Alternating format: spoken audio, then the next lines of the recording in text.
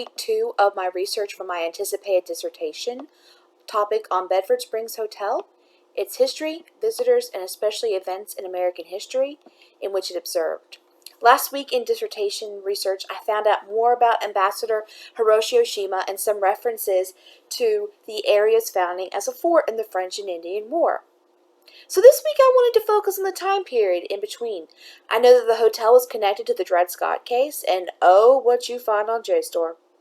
Anticipating that the topic of Bedford Springs Hotel, located in Bedford, Pennsylvania, would be my thesis dissertation topic, I was ecstatic to visit St. Louis, Missouri last summer for a project-based learning education conference.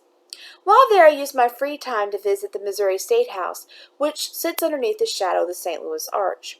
It was here that the Dred Scott's case future impact upon the nation was decided, as the court's decision upholding the original ruling regarding Dred Scott, the plaintiff, as property and not a U.S. citizen was decided, prompting his appeal to the Supreme Court.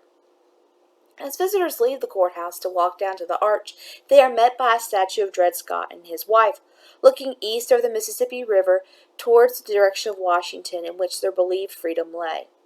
I have never heard of Dred Scott's wife before, but Jstor had.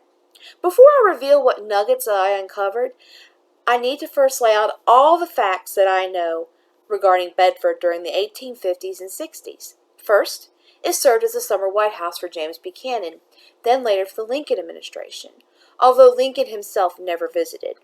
His cabinet did during the heat of the summer, as recorded by the author Doris Kearns Goodwin in her critically acclaimed book, Team of Rivals, The Political Genius of Abraham Lincoln.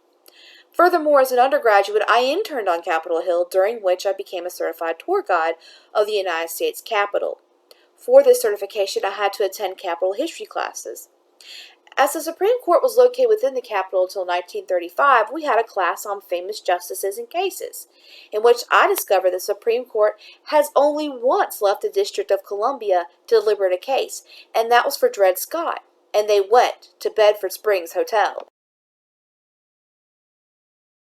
I discovered about Dred Scott's wife, Harriet Robinson Scott, was that she lived in Bedford, Pennsylvania.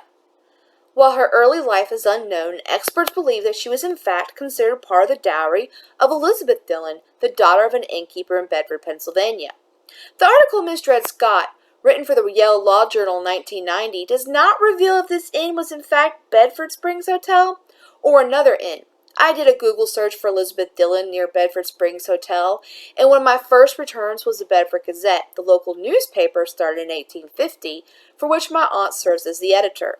And it is a repository of primary sources that I still need to explore. Continuing, I made another important discovery regarding the Dred Scott case.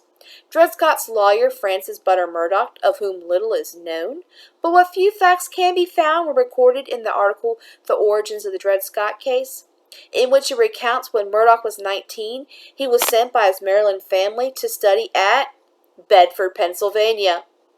The article does not state what school, but he did study law, so this means I have another mystery to uncover in the Bedford Gazette archives. Finally, another discovery involving the law and the Bedford Springs Hotel. In 1895, the Pennsylvania Bar Association met at Bedford Springs to hold their first annual meeting.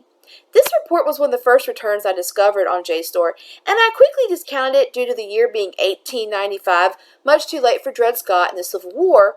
But when juxtaposed with my other discoveries regarding the schooling of Francis Murdoch and the deliberations of the Supreme Court regarding the Dred Scott case, this once overlooked report now testifies to the important law connections the hotel possesses. Is this because of Dred Scott connection or the school which Murdoch attended? Again, I am faced with more questions to find answers to when I delve into the archives of the Bedford Gazette.